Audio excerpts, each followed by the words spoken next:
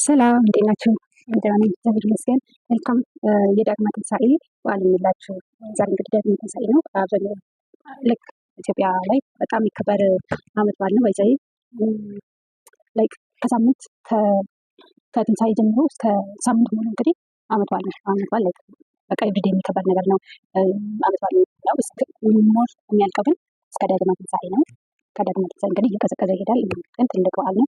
እስፔሻሊ ዘመድ ይጠየቃል። በዚህ ጊዜ ሁሉም ዓመት በዓል ቤቱን የሚያሳልፍ ከሆነ ለዳግማ ትንሣኤ ደግሞ ሰው ጥየቃ በጣም ይዘወተራል። ከዚህ በኋላ እንግዲህ ሰርግም ይኖራል። ፋፈስ ነው እስከ ክረምት። ከዚህ በኋላ ብዙ ነገር ይኖራል። ደስ የሚል ጊዜ ነው። አንቺም በሃይማኖትሽ እኔም በሃይማኖቴ የሚለው ግጥም ግን በእውነተኛው ዓለም ከቶ አይሰራም እቴ። እኔም ከአንቺ ፍቅር አንቺም ከእኔ መውደድ እየተላመድን አንቺ ሌላ አምላክ እኔ ሌላ ጌታ ደግሞ ከወደድን እዚህ ጋር ተሸዋወድን። እሺ ከዚያስ ምን ሊሆን ነው መጨረሻው? የቱ ጋ ነው የሚሆነው የፍቅራችን መዳረሻው?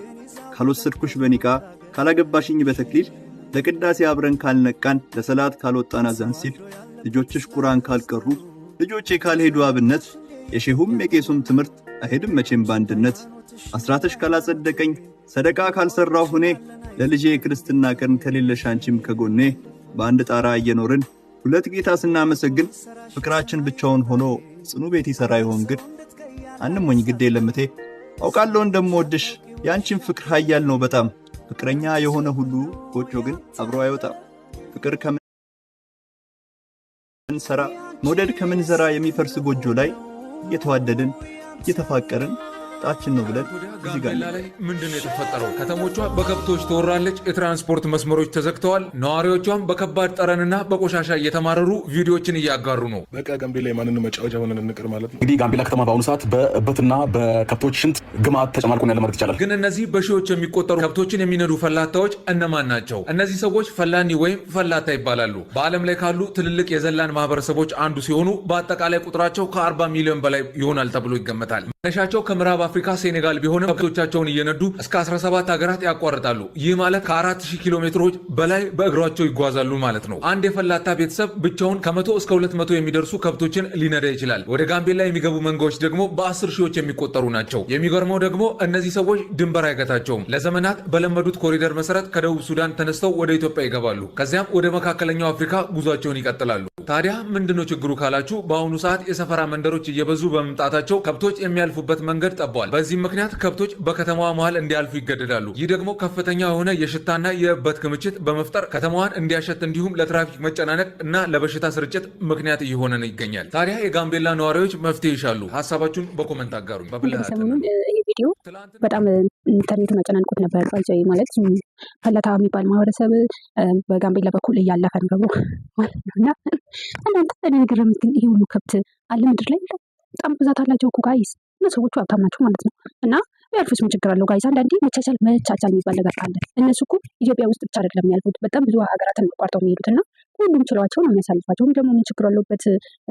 ማጽዳት እኮ ነው ጋይስ። ማለት በከተማ መስተዳደር የሆነ ነገር ይደረግላቸዋል። እና ከብት ደግሞ ይጠላል እንዴ? ወይ ደግሞ ሌላ መንገድ እነሱ ማበጀት ይቻል ነበረ።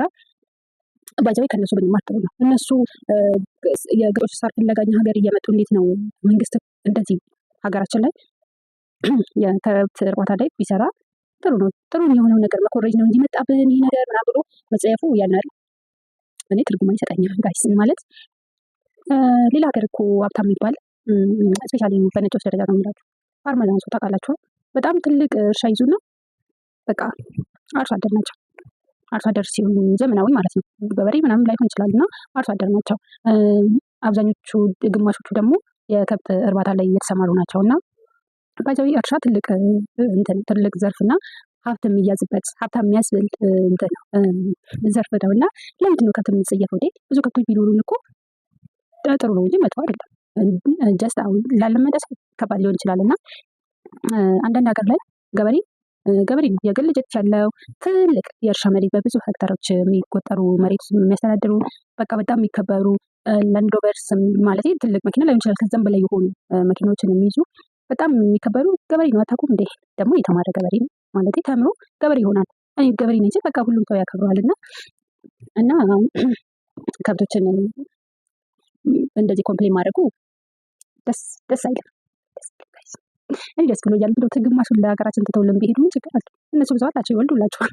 መንግስት እንደውም ገዝቶ ለሀገሬ ሰው ቢያከፋፍልላቸው ደስ ይለኛል። ማለት የግጦሽ ሳር ስላለ አይደል ወደኛ ሀገር የመጡት።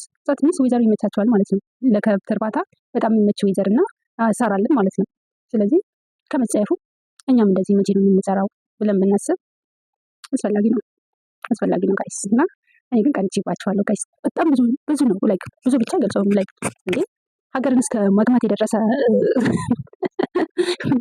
እና ይመቻቸው። የተናካም ናቸው ግን አልኖሩበትም። በጣም የሚያሳዝኑት እናቶች ልጅ አዝለው በጣም ትንሽ ህጻናት እና እርጉዝ ሴት ምናምን ይኖራል እና በጣም ነው የሚከብደው። የእነሱ ላይፍ ደግሞ ኢዚ አይደለም እና ሁሉ አይሰጥም የሚባለውን አባባል እዚህ ጋር ቦታውን አገኘ። እነሱ ሀብት ሰጣቸው ግን ወይዘር ይቀየርባቸዋል። ወይዘር ሲቀየር ከብቶቻቸው ይሞቱባቸዋል። ገባቸው አይደለም? ስለዚህ ህጻናቶቻቸውን ይዘው ለእነዚህ ከብቶች ሲሉ ከሀገር ይዘዋወራሉ። ለዛውም እያመጡ እና ምን ጥንካሬ ነው ጋይስ! በጣም ከባድ ጥንካሬ እኮ ነው ይሄ። እንዴ ማን ሰው ነው እስቲ ይሄን ሁሉ ኪሎ ሜትር እንዴ ሀገርን እኮ ነው አቋርጦ የሚሄዱት፣ ክልል ወይ ደግሞ ዞንን አይደለም። እና ጥንካሬ ማይቼባቸዋለሁ። እነዚህ ደግሞ ስትሮንግ ናቸው። ሴቶቻቸው ሲሯሯጡ ምናምን በጣም ስትሮንግ ናቸው እና ይመቻቸው። ትንሽ ቀናት ወዲህ አድሮብኛል። ሀገሬ ይሄ ሁሉ ከብት ቢኖረው እኔም ከሀገሬ ባልወጣው የሚል ሀሳብ አለኝ እና ደስ ይላሉ። በቃ እንደዛ ነው ማለት ይቻላል። ግን አንዳንዴ መኮረጅ ያለብን ነገር ሁሉ ነገር መጥፎ ሳይዱ ብቻ ማየት የለብንም። አንዳንዴ ጥሩ ሳይድ አለው ማለት አንድ ሰው በእኛ በር ሲያልፍ ራሱ ከሌላ አካባቢ የመጣ ሰው አንድ ሰው ይሄ እንኳን ይሄ ሁሉ ንብረት ይዘው እንኳን ይሄ ሁሉ ህብረተሰብ ሀገር በእኛ በር ሲያልፍ ወይ ደግሞ ወደኛ አካባቢ ሲመጣ ከመጸየፍ አንድ ሰው እንኳን ከሌላ አካባቢ ተነስቶ በእኛ በር ሲያልፍ ከዛ ሰው የምንማራቸው በጣም ብዙ ነገሮች ሊኖር ይገባል። ምክንያቱም ያ ሰው የራሱ የሆነ ኤክስፒሪየንስ አለው፣ የራሱ የሆነ የመጣበት መንገድ አለው፣ የራሱ የሆነ የሚያስተምረን ነገር ይኖረዋል እና እነዚህን ህዝብ ከምንጠላቸው ብዙ ሰው ኮሜንት እየሰጠ ነው። ጋምቤላ እየሸተተች ነው ምናምን እያሉ በእበት ማለት ነው። እበት ደግሞ የሚሸት ነገር ነው ብዬ እኔ አላስብም። ምክንያቱም እኛ እኮ ዲያስፖራዎች እኮ ሌላ ሀገር የሚኖሩ ሰዎች የኩበት ሽታ እናፈቀን ስሉ እንሰማለን እና ምንም የሚያጸይፍ ነገር የለም። ያን ሰብስቦ መጠጠር ነው እያስባለሁ እና ይቅርታ አድርጉልኝ። ስድብ አይደለም ይሄ፣ በጣም የኔ ኦፒኒየን ነው። ማለት በእኛ ምድር ካለፈ ብዙ በጥለውላችሁ ከሄዱ ያንን በት ሰብስባችሁ መጠፍጠፍ ነው። ከዛ ደግሞ መጠቀም እኮ ኦኬ እንደ ይቅርታ እንግዲህ ስራ ቦታ ስትሆኑ ካልሞናችሁ መስራታችን አይናችሁ ወደዛ ወደዚህ እያለ ነው የምትሰሩት ቪዲዮን እና ሁሌም የሆነ ነገር ስናይ ጥሩ መውሰድ ኦኬ ጥሩ መውሰድ ብንችል ደስ ይለኛል። አብዛኛው ሰው በዛ እንደሚረዳ አውቃለሁ። ግን አንዳንዶቻችሁ ኮምፕሌን የምታደርጉት እናንተም ደግሞ የታያችሁ ነገር ይኖራል። በእናንተ በኩል ልክ ናችሁ። እኔ አልከራከርም አልቃረንም። ግን ሁሌም የሆነ ነገር ስናይ ጥሩ ነገር ከዛ ውስጥ ለኔ ጥሩ ነገር ምንድነው ጠንካራው ጎኑ ማለት አለብን እንጂ የሆነ ሰው ላይ ደካማ ጎኑ ላይ ማተኮር የለብንም ብዬ አስባለሁ። እኔ እንደራሴ ይሄ የራሴ ሀሳብ ነውና እናንተስ ምን ትላላችሁ? ኮሜንት ላይ አስቀምጡ። ይመቻቸው። ግን የፈለታ ህዝብ ሀብታም ናቸው። ነፍስህንም ሀሳብህንም ስሜትህንም ሰጥተህ መውደድ የሚገባ አንድ ወዳጅ ቢሆን እግዚአብሔር ነው። ደግምላችኋለሁ፣ ለእግዚአብሔር የሚሰጥ ልብ ለሰው እንዳሰጡ። እዚህ ምድር ላይ እግዚአብሔር ነው። በዛ ልክም ልብህን ብሰጠው ልብህን ጠብቆ የማኖር እድሉ በጣም ከፍ ያለ። እግዚአብሔርን የፈለገ ብትወዱ አይጎዳ። የፈለገ ብትተማመንበት በቃ ደህንነት የመረጋገጥ እድል እንጂ የመሰበር እድል በጣም አናሳ። ነፍስህን፣ ሐሳብህን፣ ስሜትህን ጥለህባት የወደድካት ሴት አንድ ቀን ስልክ የዘጋች ቀን መኪና መንዳት ያቅታል ወዳጄ። ነፍስሽን፣ ሐሳብሽን፣ ስሜትሽን ሰተሽ የወደድሱ ሰውዬ አንድ ቀን ስልክ ያላነሳ ቀን፣ አንድ ቀን ስልኩ ላይ ሜሴጅ ያየሽ ቀን ሰማይና ምድር ይጨልምብሻል። ሰማይና ምድር እስከሚጨልምብሽ ድረስ ሰውየው ላይ በዚህ ደረጃ ተስፋ አድርገሽ ቁጭ ያልሽ ቀን የዛችው ቀን ለመሰበር ራስሽን አዘጋጅተሻል እና ሰውን በሆነ ደረጃ ልትወዱት ይገባል፣ በሆነ ደረጃ ግን ልትጠነቀቁ ይገባል። ይሄ ሰዎች ነፍሳችሁን ሰጥታችሁ እንደ እግዚአብሔር የምታዩቸው አቅም የላችሁ። የትኛውም ሰው እዚህ ምድር ላይ የፈለገ ታማኝ ይሁን፣ የፈለገ የሃይማኖት የቸርች የመዝጊድ ሰው ይሁን፣ ነፍስህን ራስህን አሳልፈ እስከምትሰጠው ድረስ ከራስህ በላይ እስክታምነው ድረስ የመታመን አቅም የለም። ምክንያቱም ሰው ስለሆነ ሰማያት እንኳን በፊቱ ንጹህ አይደሉም ይባላል። የእግዚአብሔር መልአክ እንግዲህ ሰው የእግዚአብሔር መልአክ ሆኖ ቢሆን ሰውየው እሺ እንደዚህ ስለሆነ ትላለህ። ሰው ነው በባህሪው። ሰው ይሳሳታል፣ ይክዳል፣ ያምናል፣ ይዋሻል፣ ይሰርቃል፣ ያታልላል። የመሰበር እድል አለው፣ የመሞት እድል አለው። እኔ ምን እንደገጠመኝ ልንገራችሁ። በቅርብ የኛ ኬዝ ሌላ ኬዝ ነው እና ብታማክረን አሉ። እሺ አማክራቸዋለሁ። ሙሉ ቤተሰብ ነው እርዳታ ነው የሚፈልገው። እሺ ልርዳችሁ፣ ምን ላግዛችሁ? ቪዲዮ ላይ ስታወራ ሰምተናል እና ከኛ ቤት በቃ በታሪክ ትሞታለች ያልተባለች እናታችን ሚስት ነው የቀበርነው። እኔ በቃ አሁን በድኔ ነው የሚያወራክ። ልጆቼን ግን እንዴት ላጽናናቸዋል? ልጆቼን እንዴት ላጽናናቸው? የመጀመሪያ ልጅ 16 ዓመት ነው። ከዛ በታች 14 አለ። ከዛ በላይ ደግሞ የ7 ዓመት ልጅ አለና እንዴት ላረጋጋቸው? ምን ብዬ ላውራል? ማውራት አይፈልጉም፣ አያወሩም፣ አይስቁም፣ አይጫወቱም። ስልክ ብሰጣቸው ስልክ አያዩ፣ ኳስ ብሰጣቸው ኳስ አይጫወቱ፣ ቤተክርስቲያን ብትሄድ አይጸልዩም። በቃ በድናቸው ነው የሚወጣው የሚገባው። እና እንዴት እንጽናናል? እኔ አዲስ አበባ ውስጥ አይደለም በመላው ኢትዮጵያ በድንገት አባቱ የሞተበት፣ በድንገት እናቱ የሞተችበት፣ በድንገት ሚስቱ የሞተችበት፣ በድንገት ባለቤቷ የሞተባት፣ በድንገት እህቷ የሞተችባት ወይ ደግሞ እህቱ የሞተችበት ሰው እኔ በቁሙ እንደሚሞት በጣም እርግጠኛ። አታስበውማ። እኛ በተለይ አንዘጋጅም። ሰው እዚህ ምድር ላይ ያለ የማይወት የማይሸር ይመስላል። የምጨምርበት ሀሳብ ምናምን የለም ማለት ሰው ልጅ ከምንም በላይ ከማንም በላይ መውደድ ያለበት ከራሱን በላይ መውደድ ያለበት ፈጣሪ ነው። በቃ ፈጣሪዎቹን ከወደዳችሁ እሱን ከያዛችሁ መውደቂያችሁ ብትወድቁ ራሱ መውደቂያችሁ እያማረ ነው የሚሆነው እግዚአብሔር እና በቃ በጣም ትልቅ ትምህርት ነውና ተጠቀሙበት። ጋር ሁላችንም ልንጠቀምበት የሚገባ ምክርም መልእክትም ነውና በጣም ትልቅ ነገር ነው። አንዳንዶቻችን በጣም እንትን ነው አንዳንድ ማለት የሆነ ሰውን በቃ ይሄ ያለልኝ ይሄ በጣም ወደዋል ምናምን ብለን ከራሳችን በላይ አድርገን ምናምን እንትን እናልና የሆነ ቀን እነሱ መስመራቸውን የሳቱ ቀን ከነሱ ቀን የምንወድቀው እኛንን እና መጠንቀቅ ያስፈልጋል። ሰውን እንወደዋለን ግን መተማመን የለብንም በጭራሽ ነው የምላችሁ። የፈለገ ነገር ቢሆን እኛ ሶስት ከመጨረሻው ታማኝ ቢሆንም እኛ ግን መተማመን የለብንም። ሰውን ደግሞ በዛ ልክ በእኛ እንዲተማመን ማድረግ የለብንም። ሰው የሚተማመንብን ሰው ካለ ወደ ፈጣሪ አይኑ እንዲመለስ መጠቆም አለብን። ማለት የሆነ ቀን እኛ መለስ ያለን ቀን ያ ሰው ጉዳቱ ከባድ ነው የሚሆነው እና ሰውን ብቻ ሳይሆን ደግሞ እኛ የምናደርገውን ነገርም እያየን መሄድ አለብን እና በጣም ተመችቶኛል። ከቅድሙ ግጥም ጋር በጣም ነው የሚሄደው እና የዛሬ በቃ ይሄ መልእክቴ እና ይመቻችሁ። እኔ ምንም የምጨምረው ነገር የለኝም። በደንብ ስሙት። ይቅርታ ትላለህ ሰው ላይ እየተፋ ምን አይነት ስነ ምግባር ነው? ሲያናድ ደርሻለሁ። በቃ አንተ ያመሃል እንዴ? ወይኔ ይቅርታ አላየሁሽም። የኔት ይቅርታ ትላለህ ሰው ላይ እየተፋ ምን አይነት ስነ ምግባር ነው? ሲያናድ ይቅርታ እሺ የኔ እናት በጣም ይቅርታ። ይቅርታ በይ አሁን እችን አምጫት።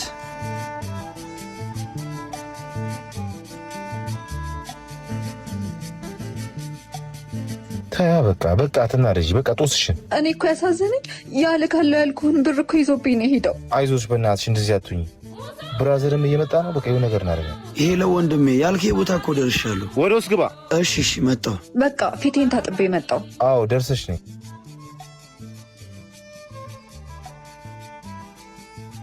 ምን ነው ቆየ አንተ? ቆየሁ በወንድሜ ደግሞ ያልከኝን ብር እኮ አስገብቼልሃለሁ። አስገባህልኝ? ከየት አመጣ?